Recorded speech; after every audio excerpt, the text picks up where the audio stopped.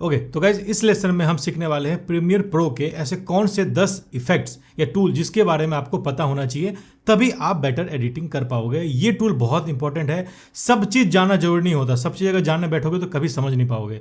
लेकिन कौन से इंपॉर्टेंट टूल है जिससे आप एटलीस्ट एडिटिंग स्टार्ट कर सकते हो। अगर आप एडिट करने बैठोगे तो ये टूल की आपकी नॉलेज होनी चाहिए, नहीं तो आपका जो टाइम है वो बहुत ज़्यादा वेस्ट होगा कि ये चीज़ कैसे करे वो कैसे करे।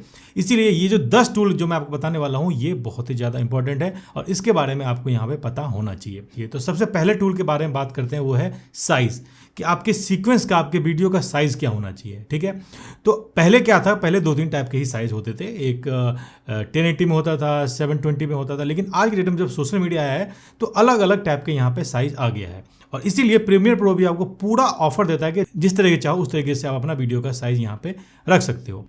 तो सबसे पहले बात करते हैं कि अगर आपको इंस्टाग्राम के लिए वीडियो बनाना है तो आपको क्या साइज रखोगे। ठीक, तो अगर आप इंस्टाग्राम के लिए वीडियो बनाओगे तो आपको यहाँ पे स्क्वायर फॉर्मेट में यहाँ पे साइज रखना होता है। तो स्क्वायर आप कुछ भी रख सकते हो, तो उसके लिए आपको यहाँ पे जाना पड़ेगा फाइल, न्यू, और आपको यहाँ पे लेना पड़ेगा न्यू सीक्वेंस। ठीक है, जैसे आप न्यू सीक्वेंस लोगे तो यहाँ पे आपको बहुत सारे न्यू सीक्वेंस के बाद में आपको यहाँ पे प्रीसेट दे रहा है। ठीक है, प्रीसेट से पे नहीं हमें जाना, हमें जाना है सेटिंग पे। सेटिंग में जाकर आपको सबसे टॉप पे जाना है और टॉप पे करना है आपको कस्टम।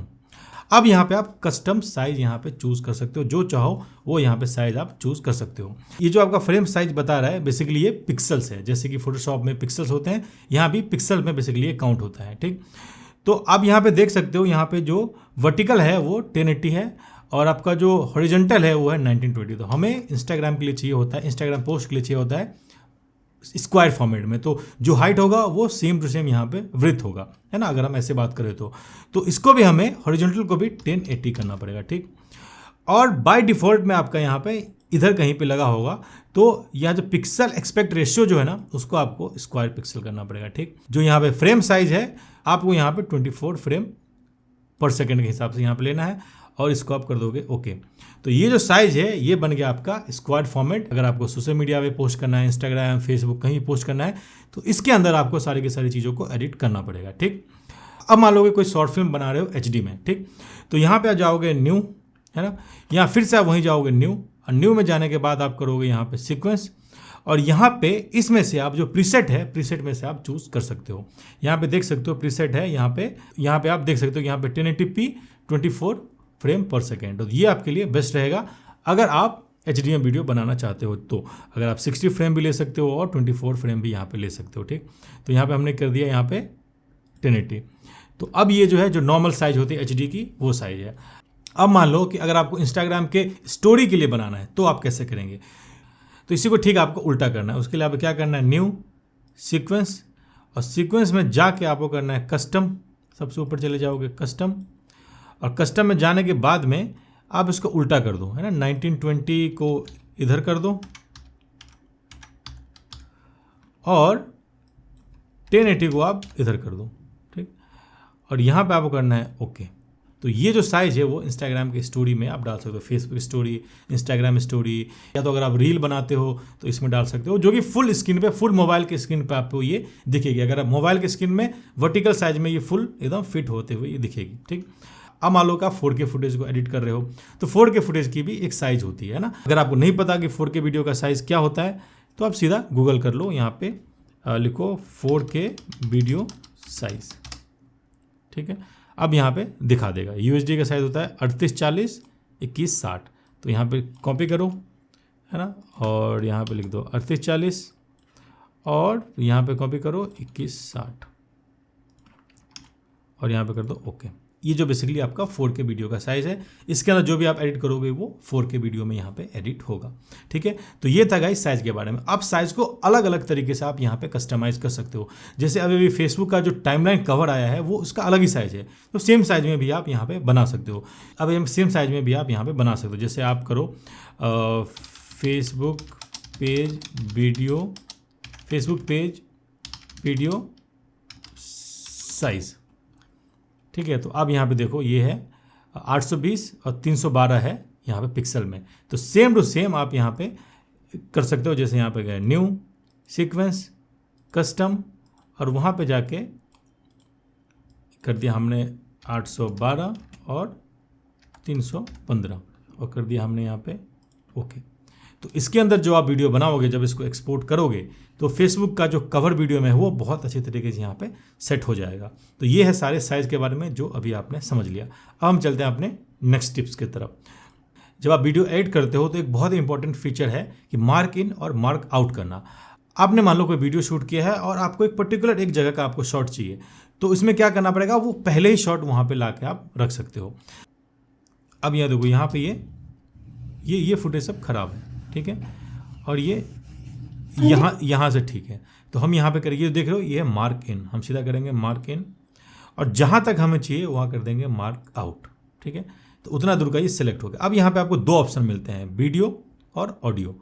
तो मान लो आपको सिर्फ वीडियो चाहिए तो सिर्फ वीडियो यहाँ पे उठा के टाइमलाइन पे डाल दो, ठीक है। जब पूछेगा कि चेंज करना चाहते हैं सीक्वेंस को या पहले जैसा ही रखना चाहते हो तो आप कर दो कीप। तो ये पहले जैसा यहाँ पे ये रह गया जैसा आपने सेलेक्ट किया था। अब आपको ऑडियो भी चाहिए तो यहाँ पे ऑडियो को भी ड्रैग कर लो। तो इसमें फ़ायदा क्या होता है कि जब आप एडिट करते हो तो आपको पता होता है कि बेस्ट क्लिप कहाँ पे है, क्योंकि जब आप एडिट करने बैठते हो तो उससे पहले क्या वीडियो को तो देखते होगे कि क्या कहाँ वीडियो है, तो आपके दिमाग में रहता है कि हाँ इस वीडियो में इस जगह बेस्ट है। तो इसमें बहुत ज़्यादा टाइम आपका बचेगा जब आप इसको एडिट करने के लिए बैठोगे तो, ठीक है। तो यहाँ पर आप इस तरीके का टेक्निक यूज़ कर सकते हो। जस्ट आप मार्क इन करो और मार्क आउट करो तो उतना दूर का सिलेक्ट हो गया और सिर्फ वही वीडियो यहाँ पे आएगा। और अगर आप ऐसा नहीं करोगे कि पूरा का पूरा वीडियो आपके टाइमलाइन पे आ जाएगा, जिसमें आपको फिर बेस्ट क्लिप यहाँ पे चूज़ करना पड़ेगा, जिसमें आपका बहुत ज़्यादा टाइम जाएगा। तो मार्क इन मार्क आउट बहुत ही यूज़फुल फीचर है, इसको आप जरूर यूज़ करना, ठीक है। नेक्स्ट फीचर है वो है रिपल डिलीट। रिपल डिलीट बहुत सिंपल लेकिन बहुत ही अमेजिंग टूल है। ये मान लो अपना वीडियो है, ठीक है, मैं इसी को जस्ट एग्जाम्पल दिखा रहा हूँ। ये अलग क्लिप है, ये अलग क्लिप है, ये अलग क्लिप है और ये अलग क्लिप है, ठीक है। अब आपने ऐसे एडिट किया, इसको आपने ऐसे एडिट किया। अब आपके दिमाग में क्या आया कि इसके ये जो क्लिप है उसमें से हमें आधा डिलीट करना है। अब इसमें अब यहाँ पे बीच में गैप हो गया, तो गैप को आप क्या करोगे, इन दोनों को सेलेक्ट करके फिर आप इसको मूव करोगे। इसमें क्या होता है कभी कभी माउस इधर उधर हो जाता है तो गलती हो जाती है, तो यहीं पे काम आता है रिपल डिलीट। आप इस दोनों के बीच में माउस लेके जाओ, क्लिक करो तो इस टाइप का वाइट बन के आ जाएगा, फिर राइट क्लिक और कर दो रिपल डिलीट, तो वो अपने आप वहाँ पे रिपल डिलीट हो जाएगा। तो ये बहुत ही अच्छा फीचर है, ये आपका बहुत ही ज़्यादा टाइम बचाएगा। तो रिपल डिलीट को याद रखना, जब बीच में गैप हो राइट क्लिक करो और वहाँ पे रिपल डिलीट कर दो, तो वो अपने आप वहाँ पे सेट हो जाएगा आपके टाइमलाइन पे, ठीक है। अब चलते हैं अपने फोर्थ फीचर की तरफ। फोर्थ फीचर है कि क्या जब हम शूट करते हैं तो कभी कभी कोई फुटेज शेकी हो जाता है, वो शेक करने लगता है। तो प्रीमियर प्रो के अंदर भी आप फुटेज को स्मूथ और उसको स्टेबलाइज कर सकते हो बहुत अच्छे तरीके से। वो कैसे होता है वो मैं अभी आपको यहाँ पे दिखाता हूँ, ठीक। अब ये देखो, ये देख लो स्टार्टिंग में ये शेक हो रहा है, तो इसको आप पूरा का पूरा कंट्रोल कर सकते हो। कैसे कंट्रोल करना है, उसके लिए आपको जाना है सीधा इफेक्ट टैब में, है ना। इफेक्ट टैब में जाके आप यहाँ पे सर्च करना है वॉर स्टेबलाइजर, है ना, और इसको जस्ट ड्रैग करके उस फुटेज पे आपको ड्रैग कर देना है। अब क्या करेगा, वो पहले बैकग्राउंड को एनालाइज करेगा। इफेक्ट कंट्रोल में जाके आप यहाँ पे एनालाइज देख सकते हो, और एनालाइज के बाद में ये क्या करेगा, आपके फुटेज को स्मूथ बना देगा। जो शेक हो रहा था वो अब यहाँ पे नहीं होगा, एक हद तक ये स्मूथ कर देता है। अब ये देख सकते हो यहाँ पे स्टेबलाइज हो रहा है, और स्टेबलाइज होने के बाद में ये फुटेज बहुत ही ज़्यादा स्मूथ हो जाएगा, ठीक है। अब मैं अगर इसको प्ले करूँगा तो ये देखो कितना अच्छा स्मूथ हो गया, देख लो ये यहाँ पे ये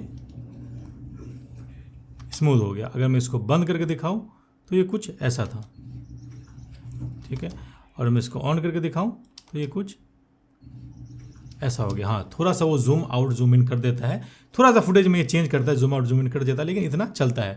इस फुटेज में ज़्यादा शेक था इसलिए ज़्यादा जूम हुआ, अगर कम होता तो ये कम यहाँ पे शेक करता, ठीक है। अब चलते हैं अपने नेक्स्ट टिप्स की तरफ, जो है आपका एडजस्टमेंट लेयर। अब एडजस्टमेंट लेयर जो है आपका एडजस्टमेंट लेयर, अब एडजस्टमेंट लेयर करता क्या है कि एडजस्टमेंट लेयर एक इनविजिबल लेयर होता है, जो आपको दिखता तो नहीं है, लेकिन जो भी आप अप्लाई करोगे, जो भी एडजस्टमेंट लेयर के नीचे का लेयर होगा, सब कुछ उस पर सेम टू सेम अप्लाई यहाँ पे हो जाएगा, ठीक। जैसे कि मान लो यहाँ पे बहुत सारे क्लिप है ना, मान लो कि यहाँ पे बहुत सारा क्लिप है, क्लिप 1, क्लिप 2, क्लिप 3, या मान लो बहुत सारा क्लिप है ना, यहाँ पे बहुत सारा क्लिप है, ठीक। अब आपने मान लो एडिट कर लिया और आपको लगा कि यार सब में ना थोड़ा सा ब्राइटनेस कम होना चाहिए, तो अब क्या करना पड़ेगा, आपको एक एक करके कम करना पड़ेगा, है ना। पहले आपने एक पे क्लिक किया, फिर दूसरे पे, फिर तीसरे पे, सब में ब्राइटनेस कम किया। यहीं पे काम आता है आपका एडजस्टमेंट लेयर। उसमें आपको करना क्या होगा, न्यू जाना है, एडजस्टमेंट लेयर यहाँ पे लेना है, ओके करना है और इसको आप यहाँ पे रख देना है और इसको जितना दूर तक ले जाना है वहाँ तक इसको ले जाओ, जहाँ तक आप चाहते हो इफेक्ट हो वहाँ तक इसको ले जाओ। ठीक है, अब मान लो हम कलर में जाएंगे और कलर में जाने के बाद में मान लो कि मैंने इसको थोड़ा सा ब्लू टोन कर दिया। ठीक है, और ब्लू टोन करने के बाद थोड़ा सा इसको कॉन्ट्रास्ट बढ़ा दिया। अब क्या होगा कि इस लेयर के नीचे जितने भी लेयर है सब पे ये ब्लू टोन अपने आप अप्लाई हो जाएगा, मुझे एक एक करने की यहाँ पे ज़रूरत नहीं पड़ेगी। तो ये कलर ग्रेडिंग करने में भी काफ़ी काम आता है और आपका इस टाइप से जब चेंजेस करने हो, सारे फुटेज पे एक साथ चेंजेस करने हो, उसके काम में भी ये बहुत अच्छी तरीके से आ जाता है। ठीक है, अब हम चलते हैं अपने नेक्स्ट स्टेप की तरफ, वो है पेन टूल से ऑडियो को मैनेज करना। ये बहुत ही इंपॉर्टेंट है कि मान लो आपके पास कुछ ऑडियो है और आप चाहते हो कि उसको पेन टूल के थ्रू उसको मैनेज करो, तो वो कैसे होता है वो मैं अभी आपको यहाँ पे दिखाता हूँ। ठीक है, कि मान लो अपने पास कोई ऑडियो है, ये मान लो ऑडियो है ना, ये मान लो अपने पास ऑडियो है। ठीक है, और ये मैं यहाँ पे लेके आ गया। अब ये जब ऑडियो को प्ले करोगे तो आपको सब में सेम साउंड, अब चाहते हो कहीं पे ऑडियो तेज हो जाए और कहीं पे अब चाहते हो कहीं पे ऑडियो तेज हो, कहीं पे कम हो, जहाँ पे कोई डायलॉग बोल रहा है तो ऑडियो कम हो जाए, जहाँ पे डायलॉग खत्म हो गया तो ऑडियो ज़्यादा हो जाए, तो आप इसको पेन टूल से मैनेज कर सकते हो। इसके लिए आपको क्या करना पड़ेगा, ये जो आप नीचे का बार देख रहे हो, ऑडियो को थोड़ा सा यहाँ पे इसको नीचे की तरफ करना पड़ेगा कि ऑडियो ज़्यादा दिखे। ठीक, उसके बाद ये जो पेन टूल देख रहे हो वहाँ पे जाना है, जूम करना है और जूम करने के बाद में आप चाहते हो कि इस जगह पे डायलॉग है आपका, तो आप चाहते हो इस जगह ऑडियो कम हो जाए, तो आपको एक क्लिक करना है, एक यहाँ पे डॉट लगाना है। ठीक, एक डॉट यहाँ पे और लगाना है और इसको सीधा नीचे की तरफ यहाँ पे ड्रैग कर दो। आप चाहते हो कि डायलॉग यहाँ पे डायलॉग आपका खत्म हो गया, आप चाहते हो यहाँ पे डायलॉग बढ़ जाए, तो यहाँ पे आपने क्लिक किया और इसको थोड़ा सा दोबारा क्लिक करके आपने इसको बढ़ा दिया।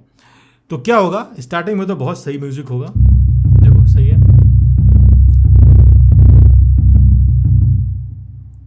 अब यहाँ पे कम हो गया और ये फिर से वो अपने पुराने वाले पे बढ़ गया। तो पेन टूल के थ्रू आप म्यूजिक को बहुत अच्छे तरीके से मैनेज कर सकते हो, है ना, कि कहीं कोई बोल रहा है तो म्यूजिक कम कर दिया, कहीं कोई नहीं बोल रहा है तो म्यूजिक को बढ़ा दिया। तो ये पेन टूल बहुत ही सिंपल और लेकिन बहुत ही अच्छा है। इसमें आपको ध्यान ये देना है कि वो लाइन पे ही क्लिक हो, इधर उधर क्लिक होगा तो नहीं चलेगी। जो लाइन आप देख रहे हो ना, इस लाइन पे क्लिक करते ही ब्लू कलर का एक यहाँ पे डॉट ऐड हो जाएगा। वो डॉट को आप जितना ऊपर करोगे तो साउंड बढ़ेगा और नीचे करोगे तो साउंड कम होगा। ठीक है, इस तरीके से आप इसको पेन टूल के थ्रू आप साउंड को यहाँ पे मैनेज कर सकते हो। ये भी बहुत अच्छा और मुझे ये बहुत ज़्यादा यूजफुल लगता है, इसलिए मैंने आपको ये बताया है। ठीक, अब हम चलते हैं नेक्स्ट टूल की तरफ, जो है इफेक्ट कंट्रोल। किसी भी वीडियो पे जब आप क्लिक करोगे तो आपका ये इफेक्ट कंट्रोल यहाँ पे खुल के आएगा। ठीक, अब इसमें बहुत सारी चीज़ यहाँ पे आप चेंज कर सकते हो, जैसे कि आप पोजीशन है, पोजीशन को इधर कर सकते हो, इधर कर सकते हो, है ना, ऊपर नीचे जैसे भी चाहो आप वैसे कर सकते हो, है ना। स्केल है, किसी को जूम कर सकते हो फुटेज को। ठीक है, यहाँ पे इसको रोटेट कर सकते हो फुटेज को। ठीक, और यहाँ पे इसको ऑपेसिटी कम कर सकते हो फुटेज का, है ना। बहुत सारी चीज़ आप यहाँ पे कर सकते हो, एक एक करके ट्राई करोगे सब आपको समझ आ जाएगा। ठीक, यहाँ पे आप चीज़ों को एनिमेट भी कर सकते हो। ठीक, यहाँ पे हर चीज़ को आप एनिमेट कर सकते हो, जो भी यहाँ पे चीज़ दिख रहा है उस सब चीज़ को आप यहाँ पे एनिमेट कर सकते हो। ये टूल भी काफ़ी इंपॉर्टेंट है, इसीलिए मैंने आपको यहाँ बताया कि कल को आपको किसी चीज़ को एनिमेशन करना है, मान लो आपको यहाँ पे कोई टेक्स्ट लिखना है, मान लो कि आपको यहाँ पे कोई टेक्स्ट लिखना है, तो टेक्स्ट को भी आप बहुत अच्छे तरीके से एनिमेशन कर सकते हो। जैसे कि मैं आपको यहाँ पर बता रहा हूँ, जैसे कि ये अपना फुटेज है ना, और मैं चाहता हूँ कि यहाँ पर एक मूवी का टाइटल लिख के आ जाए, तो मैं इम्पोर्ट टाइटल पर गया, मूवी टाइटल, और मूवी टाइटल को मैं मान लो इस मूवी का नाम है द एक्समैन। ठीक, अब इसको मैं छोटा किया, इतना बड़ा, और वो चाहता हूँ कि ये 0 से वो सामने निकल गया है, तो मैं इसको स्टार्टिंग में लेके जाऊँगा। इस लेयर पे क्लिक किया और क्लिक करने के बाद मैंने ऑपेसिटी पे एकदम 0 कर दी। अब यहाँ पे एनिमेशन ऑन कर दिया। अब यहाँ पे ओपेसिटी को मैंने 100 कर दिया। अब जब यहाँ प्ले करोगे तो ये आराम से आएगा, देख रहे हो। तो इस तरीके से आप यहाँ पे एनिमेट कर सकते हो। आप चाहो तो इसके स्टार्ट में भी आप इसको ऐसे यहाँ पे लगा के देख सकते हो। ये देखो, ये अब इस टाइप से ये आ रहा है, जो कि देखने में काफ़ी ज़्यादा बढ़िया लग रहा है। यहाँ पे हर चीज़ को आप यहाँ पे एनिमेट कर सकते हो। चाहो तो आप इसको स्केल अप कर सकते हो, स्केल डाउन कर सकते हो, कुछ भी कर सकते हो, है ना। जैसे मैंने ओपेसिटी को मान लो मैंने बंद कर दिया। ठीक, यहाँ पर मैंने ओके किया। अब मैं चाहता हूँ ये एकदम सामने आए, तो वो भी आप इसको एनिमेट कर सकते हो। स्केल और आगे लेके गए, है ना, और इसको हमने थोड़ा सा आगे कर दिया। तो आप इस तरीके से इसको आप एनिमेट कर सकते हो। ये बहुत सिंपल है, लेकिन ये बताना जरूरी था, इसलिए मैंने आपको ये बताया। सिंपल है, बहुत अच्छी जगह पर आप इसको अच्छे तरीके से यूज़ कर सकते हो। ठीक है, अब हम चलते हैं अपने नेक्स्ट टूल की तरफ, जो है आपका लेगेसी टाइटल। आपको टाइटल यहाँ पे कैसे ऐड करना है। टाइटल ऐड करने के लिए यहाँ पे स्पेशल टूल दिया हुआ है टाइप टूल। जैसे आप इसको टाइप करोगे, यहाँ पे टाइप करोगे, आप यहाँ पे कुछ भी टाइप कर सकते हो, लेकिन ये तभी काम करेगा जब आपका कंप्यूटर का कॉन्फ़िगरेशन बहुत अच्छा हो। बेस्ट ऑप्शन क्या रहता है कि आप लेगेसी टाइटल को यूज़ करो, है ना। इसको यहाँ पे डिलीट करो और यहाँ पे जाओ फाइल, न्यू, और यहाँ पे लेगेसी टाइटल यहाँ पे कर दो ओके। ओके करने के बाद आप यहाँ पे कुछ भी लिख सकते हो, है ना, एंड, है ना। और इसका फ़ॉन्ट, जो भी आप फ़ॉन्ट चाहो आप यहाँ से इसमें फ़ॉन्ट ले सकते हो, जो भी आप फ़ॉन्ट चाहो आप यहाँ पे ले सकते हो। ठीक, साइज़ यहाँ पे बड़ा कर सकते हो, है ना। आप इसके बीच में गैप डाल सकते हो, बहुत सारी चीज़ आप यहाँ पे कर सकते हो, कलर चेंज कर सकते हो, सारे ऑप्शन यहाँ पे है। और उसको करने के बाद में यहाँ कट कर दो, और कट करने के बाद में ये आपका आ गया, इसको जस्ट मूव कर दो। ठीक है, अब मूव करने के बाद में अगेन यहाँ पे मोशन पे जाके इसको एडजस्ट कर दो अच्छे से। तो ये इस तरीके से यहाँ पे आपका टाइटल लिख के आ गया। अब इसको चाहो तो आप एनिमेट कर सकते हो। तो ये जो लेगेसी टाइटल वाला टूल हो गया। अब लेगेसी टाइटल वाला टूल में क्या होता है कि आप बहुत कुछ यहाँ पे कंट्रोल कर सकते हो। इसके अंदर बहुत सारे ऑप्शन आते हैं। आप चाहो तो इसके अंदर आप शेप भी ऐड कर सकते हो। जैसे कि मान लो ये शेप ऐड किया, शेप का कलर मैंने कर दिया मान लो वाइट, राइट क्लिक किया और इसको कर दिया सेंड टू बैकवर्ड, तो ये ऐसे शेप यहाँ पे ऐड हो गया, है ना। तो आप यहाँ पे एक फॉर्मेट टाइप का बना सकते हो, जो कि बहुत सिंपल है लेकिन बहुत इंपॉर्टेंट है। अब हम चलते हैं अपने नेक्स्ट टूल की तरफ, जो है लट्स, कि आप कलर ग्रेडिंग के लिए लट्स कैसे यूज़ कर सकते हो। कलर ग्रेडिंग क्या है कि बहुत ही कॉम्प्लिकेटेड प्रोसेस है। कलर ग्रेडिंग अपने आप में एक टास्क है, तो उसको सीखने के लिए आपको बहुत ज़्यादा टाइम लग सकता है, लेकिन इसी के लिए आया है लट्स। लट क्या है? कलर ग्रेडिंग आपको फाइल मिल जाता है, जिसको एक क्लिक से ही आपका कलर ग्रेडिंग हो जाएगा। इस कोर्स के साथ भी आपको 10 लट्स मिलेंगे, जिसको आप कलर ग्रेडिंग के तौर पर यूज़ कर सकते हो। ठीक, ये होता कैसे है वो मैं आपको यहाँ पर दिखाता हूँ। सबसे पहले आपको क्या करना पड़ेगा, आपको यहाँ पे एक एडजस्टमेंट लेयर लेना पड़ेगा। यहाँ एडजस्टमेंट लेयर लिया, ओके किया, और इसको फुटेज के ऊपर हमने यहाँ पे ड्रैग कर दिया। अब आपको क्या करना है, जाना है कलर टैब में। अब कलर टैब अगर नहीं आए तो विंडो, वर्क स्पेस, और यहाँ पे आएगा कलर। कलर टैब में जाके आपको ल्यूमेट्री पैनल में जाके क्रिएटिव पैनल यहाँ पे खोलना है, और यहाँ पे लुक मतलब लट्स ही होता है, यहाँ पे करना है, और यहाँ पे क्लिक करना है। क्लिक करने के बाद आपको करना है ब्राउज। जहाँ भी आपने अपना लट फाइल को सेव किया है वहाँ पे जाके आप इसको लट फाइल को एक्सपोर्ट कर सकते हो, है ना। जैसे मैंने यहाँ पे एक लट है, डबल क्लिक किया तो यहाँ पे अपने आप वो लट फाइल यहाँ पे अप्लाई हो गया, और कलर एक क्लिक में आप यहाँ पे कलर बना सकते। देख रहे हो, एक क्लिक में यहाँ पे कलर बन गया। ये कुछ टूल है जिसके बारे में आपको पता होना चाहिए। वैसे प्रीमियर प्रो में तो बहुत सारे टूल है, अगर आप सब सीख भी जाओगे तो उसका यूज़ कभी कभी कहीं कहीं आएगा, लेकिन ये कुछ इंपॉर्टेंट टूल थे जिसका आपका यूज़ पता होना चाहिए, जो मैंने आपको बता दिया। तो गाइस, इस लेसन में हमने 10 टिप्स के बारे में बात करी, जो कि बहुत ही ज़्यादा इंपॉर्टेंट है। अब हम चलेंगे सीधा नेक्स्ट एपिसोड में।